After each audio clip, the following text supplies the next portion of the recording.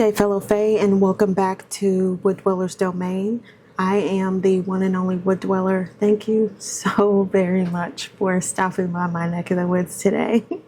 I'm smiling because I was really happy about trying out this new sort of voiceover podcast dynamic. It feels great because I know a lot of my videos on here are very image-based. Being a makeup artist, being a painter, just being in front of the camera is something that I had to work myself up to doing years ago when I first started my channel. But now I really love the fact that I can wear PJs, no makeup, hair is up and everywhere, and I'm not in front of the camera, and I can still convey messages and talk about topics and subjects that I just have on the tip of my tongue. So this is awesome. So welcome. Please feel free to involve yourself in these topics. I would love to have further discussion down below if you agree or disagree with anything. If you have a different experience, a similar experience, I would love to just hear what people have to say. I will say that a lot of commentary that I do put on TikTok usually gets a good amount of feedback. Although lately, I have been, I guess you could say, cyberbullied on TikTok. Someone, I guess, sent people over to my page to talk about the fact that they believe that I am black and fat. And yeah, so that's been an interesting dynamic. My senior exit when I was a kid was on the subject of cyberbullying.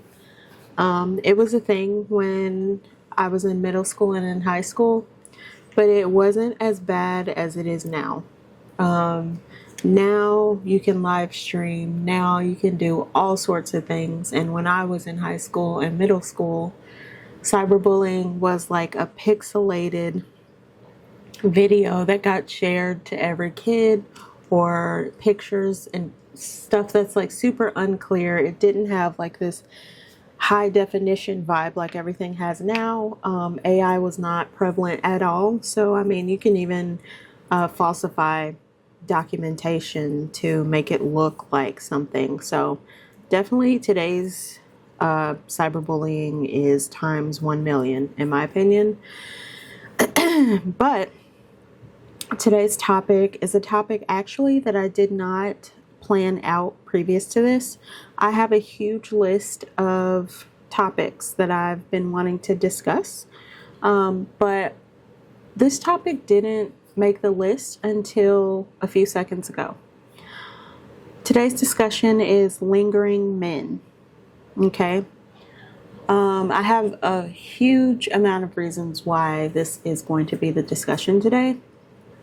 I did not practice any material for this. I just felt as though I can just begin whenever in regards to this subject. The reason that I feel compelled to talk about this is because it's a very prominent, prevalent thing that I believe that I have been dealing with since technically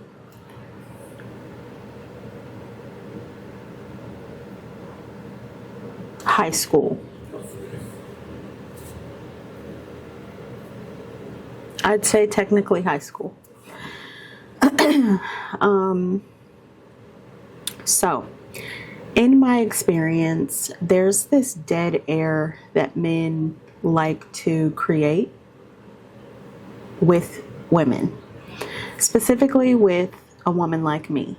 Men, in my experience, have had this weird dynamic of wanting to feel you out to kind of see how far that they can go with you before you maybe assert a boundary or just let them continue. I think they're weighing out whether or not you're easy to conquer. So very recently, I got a part-time job. I absolutely love Halloween. Halloween is one of my favorite holidays. I love celebrating Halloween. It's my normal on one day out of the year. And so everybody can walk around and look as strange and crazy as they want and put on how much ever makeup or put colors in their hair, wear wigs, wear all of these like costumes, and they can have fun and act silly. And the air is even lighter because when you're going from house to house trick-or-treating, everyone's in such a good mood. No one's like doing that normal I hate everyone vibe, and it's like it just makes me feel good to be able to be out on Halloween and just celebrate classic Halloween. Like lately I've been watching tons of Halloween based movies. That's going to be a separate video, of course. I've been celebrating physical media and just enjoying this season differently than the years before.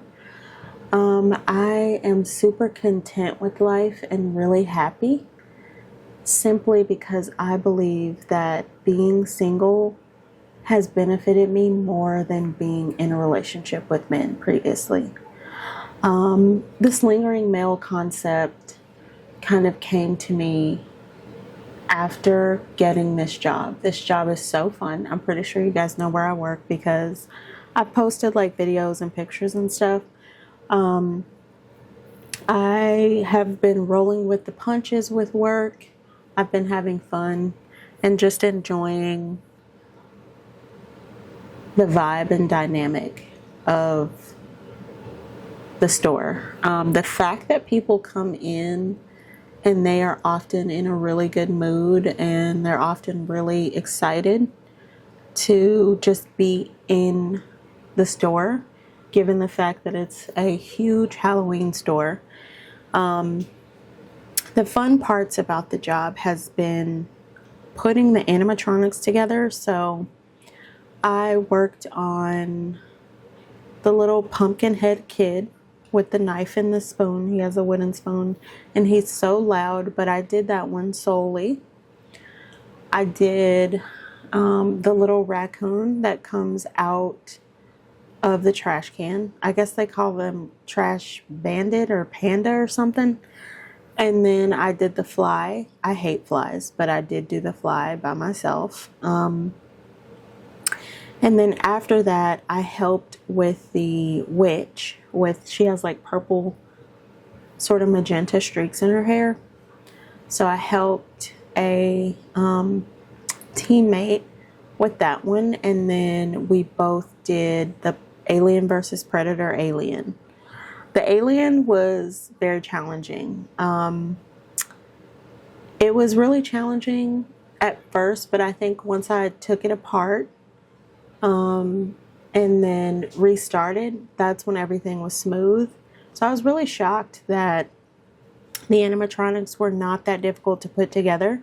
I think I got intimidated at first because I thought that, oh my gosh, like I'm not tech savvy, like I'm not this, I just imagined that they had to be put together with such effort.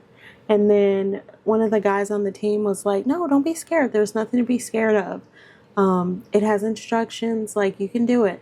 So I was like, oh my God, I'm nervous. Okay, I'll do it. And so when I did it, everything was good. And I was just like, oh my God, it's not that bad. So, on top of that, I really like dealing with stock.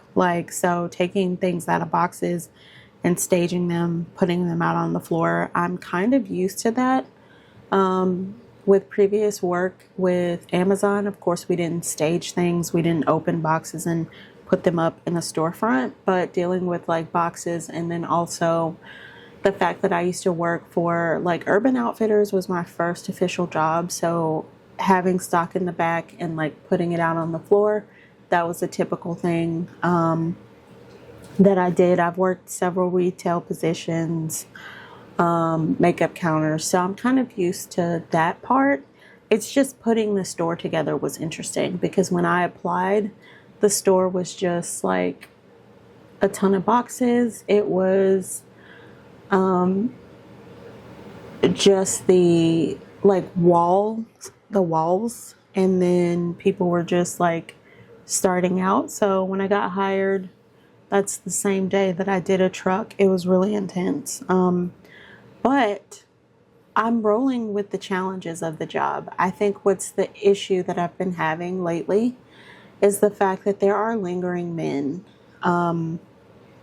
When I leave my vehicle and I walk into work, and then when I leave work, on the rare occasions that I'm by myself, and then I go to the vehicle that I'm leaving in, that is the sweet spot where men feel the need to interact with me the most. These interactions are not provoked on my end. I don't make eye contact with these men. I don't know them. I've never spoken to them. It's been on several occasions now, and I've not even worked the job for barely 2 weeks. Maybe like a week and a day. It's really weird. It's freaking me out. And this last time, it just took the cake for me. So when I first started working there, I noticed that one particular day, I was getting out of my vehicle and this car pulled up beside me. I waited a little bit just to see if I could get out effectively. And then when I saw that they skipped a space and went to the other space, I was like, okay, perfect. Let me get out, lock up, make sure I have everything together, the normal routine. Well, the guy starts talking to me and he's like, I really love those pants you have on. And I was like, well, thanks. And the pants were just pants that I had put on my surgery Amazon list. These pants looked really comfortable and they had like a paisley design. And they remind me of the 70s because they have bell bottoms. But they do look like, now that I'm thinking about it, they do look like these certain pants that men talk about online. So they talk about like the whole sundress thing. They talk about these pants. It's like pants that usually the Fashion Nova shaped women wear. But for me, I got them because I had surgery and a friend of mine bought them on my Amazon wish list. Okay, so I wasn't trying to be cute. I had a large shirt on, those pants on, regular sneakers, like, shoes to work in. That was it. So I thanked him. And then he starts doing this thing that I can tell that when men do this, they don't have like the social awareness. And if they do, they don't care. So it's kind of like this pushy, like, wow, I want you, I need you in my life. I want you. Do you have an Instagram? Can you follow my Instagram? Look me up. I want to talk to you. And when he started showing signs of like, I ain't got no mind kind of vibe,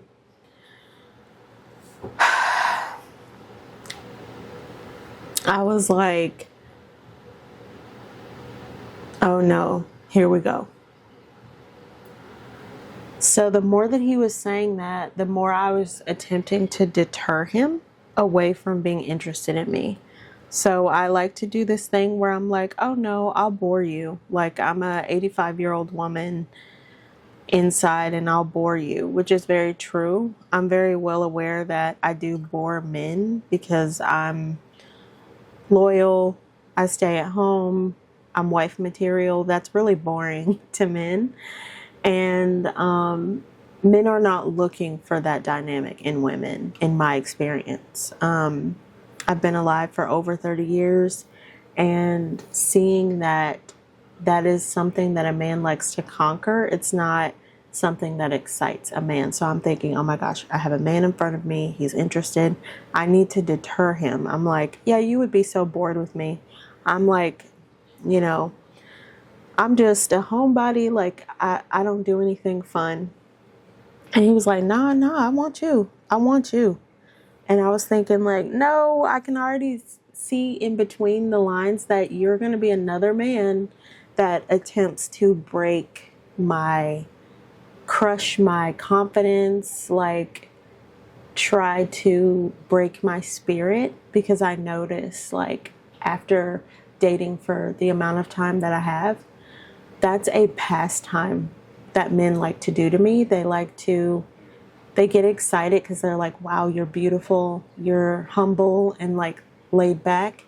But then that's when they're like, okay, let me see how low I can take her and like make her feel like less than human.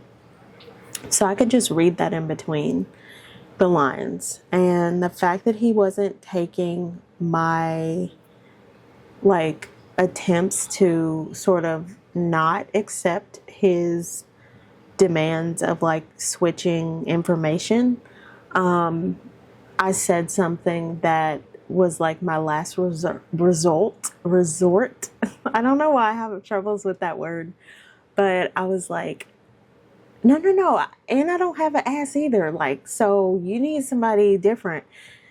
And I said it because I was trying to get him to understand, like, you need to seriously shift, like, see that I'm not interesting so that you won't try to devour me.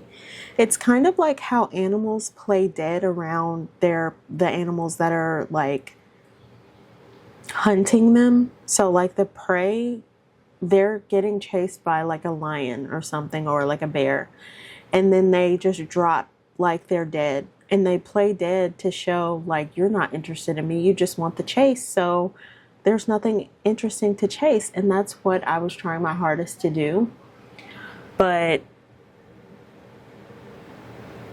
I think after I said that, him and his friend make eye contact. I don't know why. I didn't see their facial features shift or anything. I didn't see expression. And so the friend gets out of the car. He's towering over me. His friend is actually very sexy. Like, he looks like he goes to the gym. You can tell, just like, he had on sweats and like a tighter shirt and freeform locks. He was just really tall and muscular. And his friend gets out and he towers over me and he goes, are you going to finish all your locks? And I'm thinking, oh my God, this guy's really hot. And also he seems to not have that creepy vibe too. But also he's very like attractive, conventionally attractive, but he's very subtle with it. He's not as pushy. So I was like, no, I'm just doing this for right now. I may lock my hair later, because he's talking about like my wisdom lock that I have. So anyways, I'm like a little flustered at this moment because I'm like, wow, this dude is so fucking hot. But his friend is creeping me out. So his friend is like, yeah, just take down my Instagram anyways. So I pretend that I'm taking it down. It's like a simulation. Like, yeah, I'm gonna get on Instagram really quick and take it down. I start pressing random buttons. He's spelling everything out. And I was like, okay, bye. And I walk off. And then I'm thinking to myself, like, oh my gosh, I didn't want anyone's number. Wasn't interested, even though his friend was like really sexy. I was just like, no, I'm not interested in that right now. There's a time for healing and recovery, and inserting another guy into that healing and recovery would like ruin everything, you know? So I walked off, but I was like, what if the guy gets mad that he doesn't see my follow in time and then does something to the vehicle? So I was like, okay, maybe I'm just like overthinking. The next occasion was a guy actually following me to my car one day that I was going home. I don't know what happened, but I think everybody was going different directions when we were exiting, and some people parked in different areas. So as I was going, I noticed this guy, he looked really weird. Like, he stood out instantly. He was like pushing a stroller, and a kid was in the stroller slumped over. The kid to me looked like a boy. And the guy was just standing kind of like emoting a little bit. And so I was like, I'm trying to figure out if this guy is like mentally well. First of all, I'm checking on the kid. The kid looks sleepy. Like, the kid is completely knocked out. And I'm like, okay, maybe he's looking where he's supposed to park. Like, because sometimes you park somewhere and then you go back out and you're like, wait a second, it's like 3-4 hours later and you don't know where you're parked. So I'm walking slowly, but I'm like looking at him in the corner of my eye to make sure that I'm not like tripping. He grabs his buggy, like his kid's stroller, and then he books it towards me. And he comes behind me. Like 2 seconds later, he's right behind me. And to acknowledge that I see him, I say, "You forgot where you parked? Sometimes that happens to me." And he goes, "Oh, no, no, no. I was coming over here to talk to you." And I was like, I know I'm not tripping, because this is not, my hyper vigilance is not ever wrong. So he's giving me the spiel about needing to get a hotel room. And I had just started this job. It was like maybe the second or third shift that I had done. So I don't even have a paycheck for you. On top of that, you know, the type of dynamic that I'm living, I can't outwardly help strangers. There's no way. So I'm like letting him know, like, if I had it, it would be yours. But I literally just started this job, which I should not have said, because he knows that I work in the area. Maybe not where specifically I work. And that's why I'm glad that I keep my apron in the building, because I was thinking about wearing it out, but then I was like, nah, let me just keep it in. And then I thought about it, like, yeah, no one can pinpoint where I work, so this is perfect. But anyways, he was like, okay, and then he leaves. So I get in the car. Now, this next situation happened on 2 different days, and it only stood out to me because of the second dynamic. The first dynamic, I was going into work and I was apprehensive to cross from the parking lot area to the walkway to get into this certain building. Well, there was a car that started revving up just a little bit on the first day, and I stopped and I waited to see if that car was going to go. And then when I saw 2 men walking past, that car stopped. Of course, it didn't go. And then that's when I started walking. Well, the car drove up behind us and was like, I wasn't going to hit you, twin, like yelling out of the car. So I didn't think anything of it. I thought maybe he was talking to the guys. I don't know. But all 3 of us looked back and we saw this white car that's like a sports car model. And then we're just continuing to walk. He drives off. Well, the second time, which was my last shift that I had done a few days ago, I was walking towards where I work, the building that I have to go in. I look left, right, left, and right. No one's there. I hear no car. I see no car. I step out to start walking. And after like maybe 4 steps, I hear and see a white sports car driving fast. And it's like that, you can hear the engine of like a really fast sports car. So as soon as I heard that, I was closer to where I started walking from. So I walked back to wait for them to pass. And he freaked me out. He scared me because I knew the coast was clear, but he was driving really fast and it made me nervous. So I walked back to where I was walking from, and I was waiting. And so I looked away, and I started, like, my head started going from side to side, like, nope, I'm not going. I'm just going to wait. I'm going to look the opposite direction. I've never looked this person in their face before. I'm just like meditating and trying to calm myself down because I can tell he's doing that passive aggressive sports car male thing. It's like, I don't know. Now that it's the second time around, I'm starting to think that like he gets a kick out of it.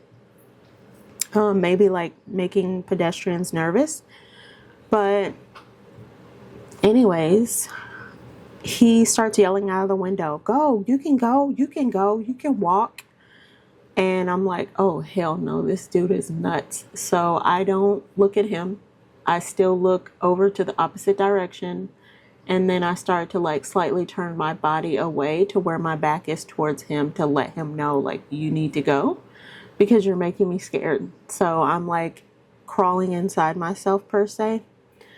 And so I'm waiting and waiting. I hear his car take off like he's driving off. So I'm like, yes, he's finally going to drive so that I can walk.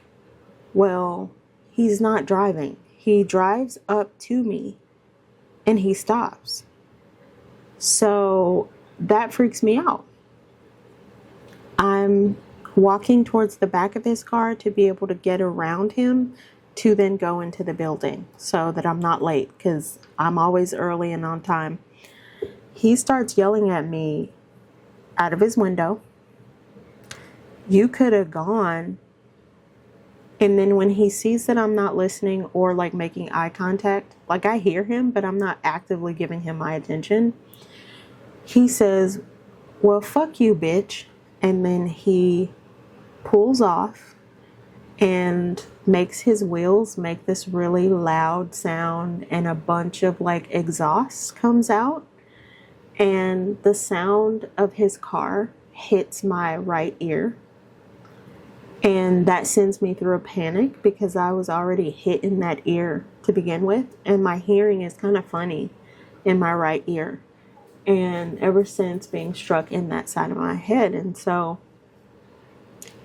as I'm walking under my breath, I'm like doing this pattern recognition thing.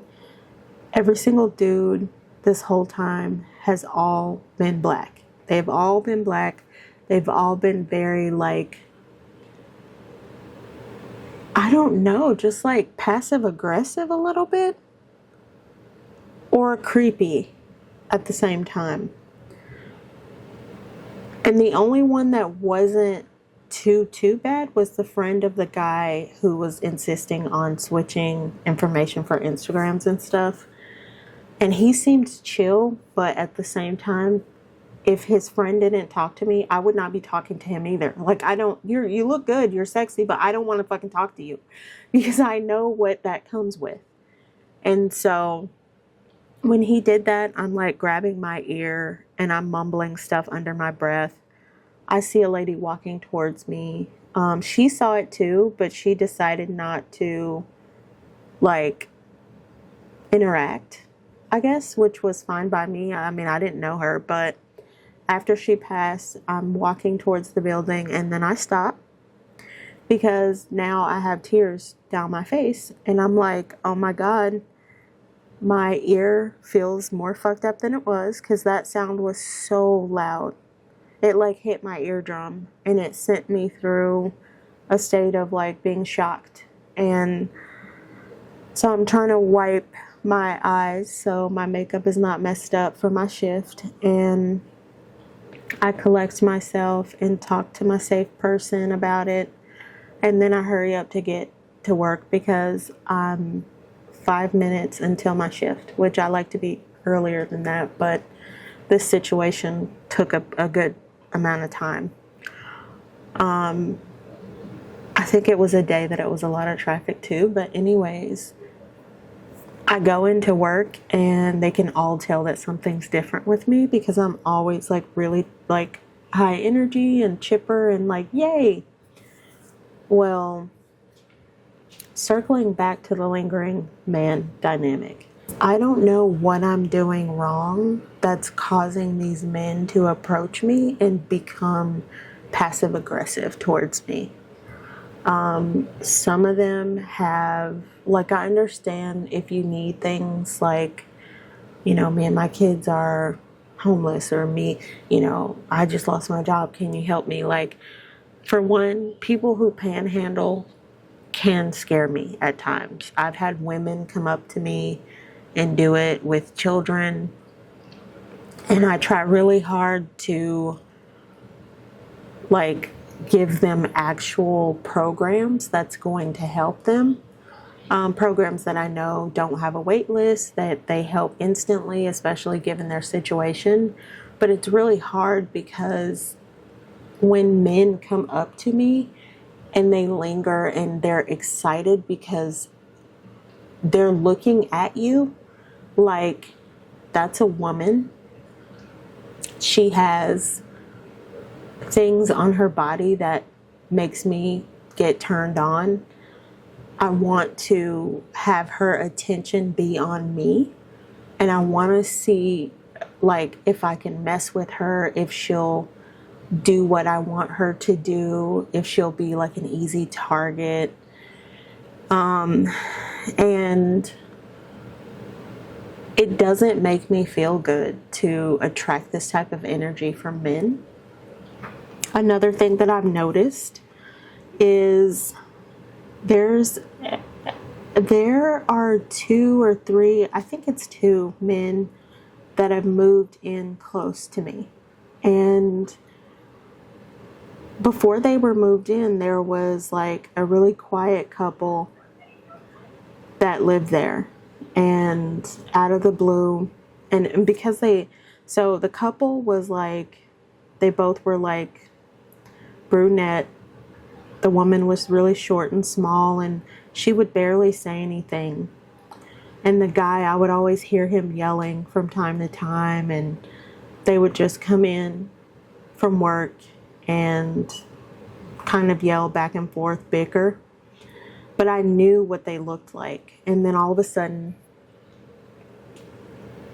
I wake up one morning to open my, window, because I like to have the sun come in. And I see this really tall guy standing outside, like hunched over, and I'm thinking like, wow, where did he come from? So anyways, I've been noticing these 2 men, they linger a lot. They linger, they sit outside a lot. Whenever I'm walking, sometimes they stare me down. Sometimes when my windows are open, like the blind, they've watched me twice from the outside. And just now, today, I like to have my window open. But as it was getting darker, I started walking towards the window, and I see him standing a distance away, but his head is looking up, like into my window. And this is not normal to me. I don't look inside of people's windows because I feel like it's a creepy activity to do.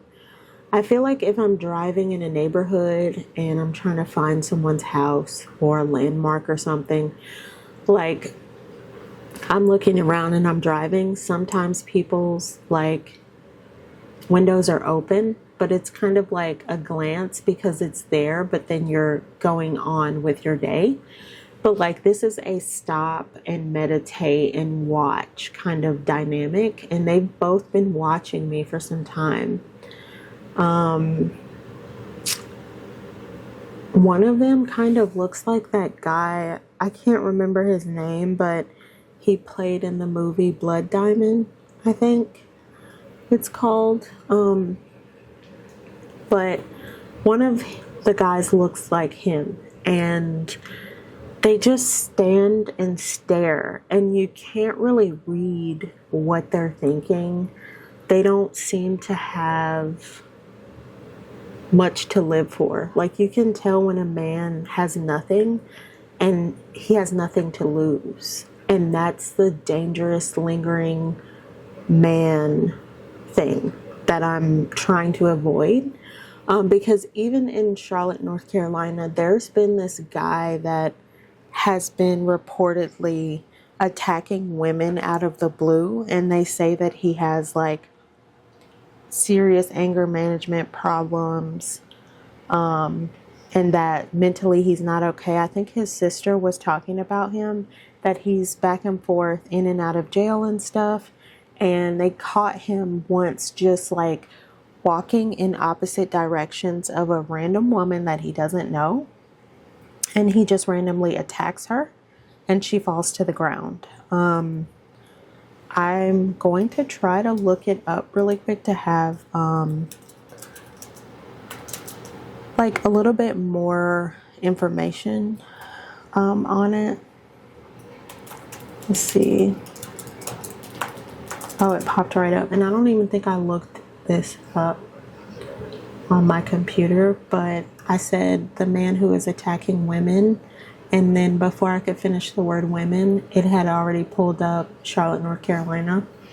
I saw this video on TikTok, and so it says, so he's 32 years old, and he's charged after a social media video shows him approaching to punch a woman in Charlotte's South End. Several videos on social media appear to show this man harassing or assaulting multiple people.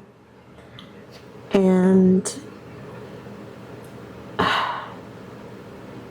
I'm really afraid.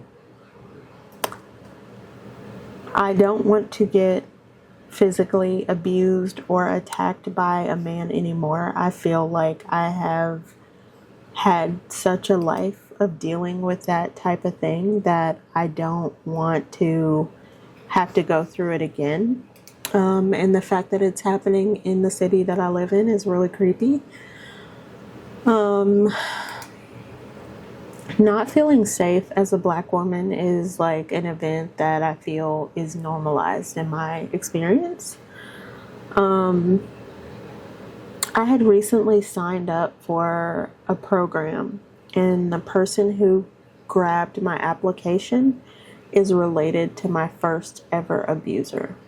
And I instantly realized who she was the moment that her name popped up on my email.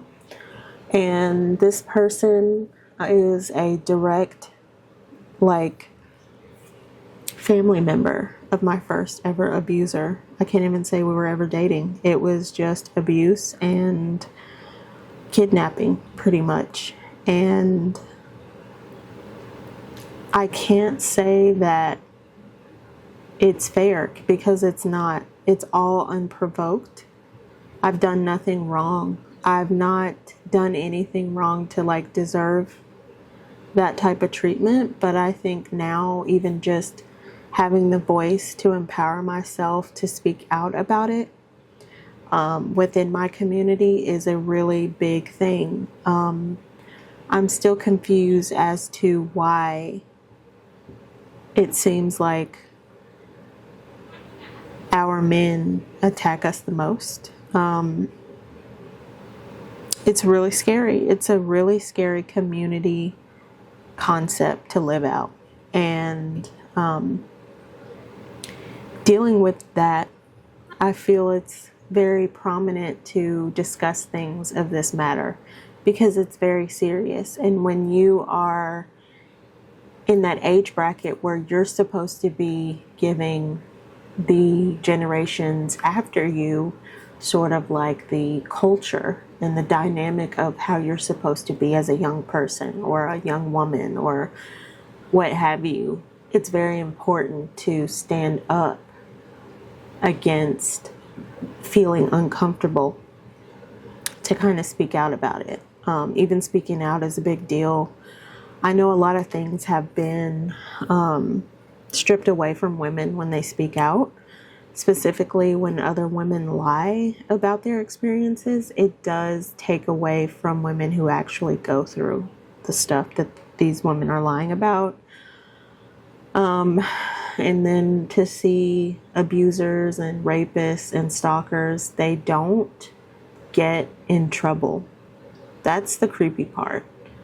I have an aunt who's been dead now for 34 years. She died when I was 1, and I haven't had a time where I didn't hear about her life story and who she was as a child, given the fact that she gave me my nickname and also that I look related to her more than I look related to my mom.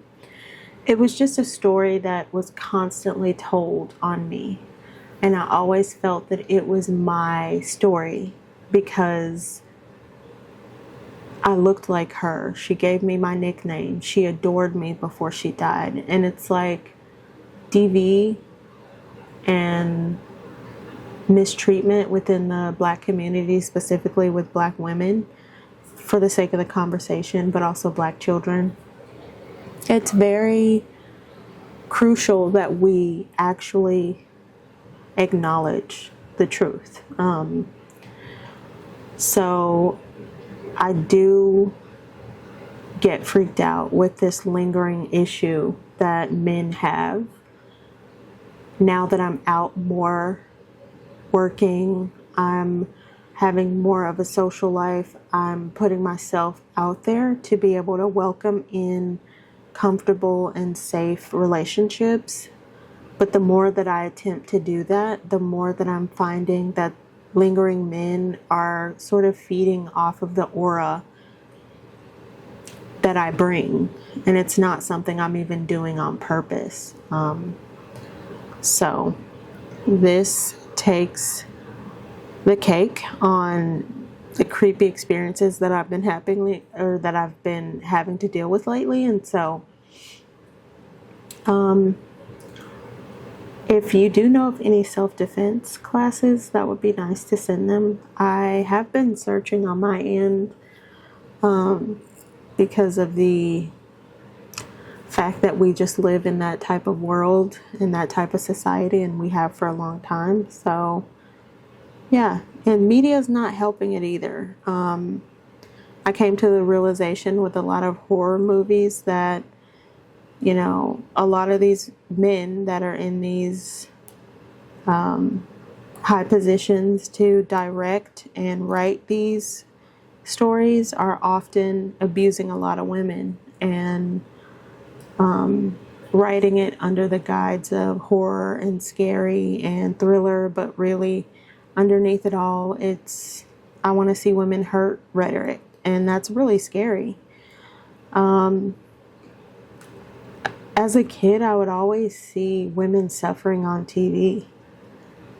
They're having kids, they're giving birth, and they're screaming and sweating, and everything is so scary. And they're being essayed. That's like a concept that I've seen so much. Women getting essayed in media. It's so weird. I can't watch it. I turn it off. But I don't think it should be normalized anymore. I think it's better for us to talk about our experiences and things being uncomfortable. And I think even having the team that I work with, sort of, they could tell, even after I've not worked there a long time, but someone could pick up instantly on, okay, I'm not stupid, what's going on, kind of vibe.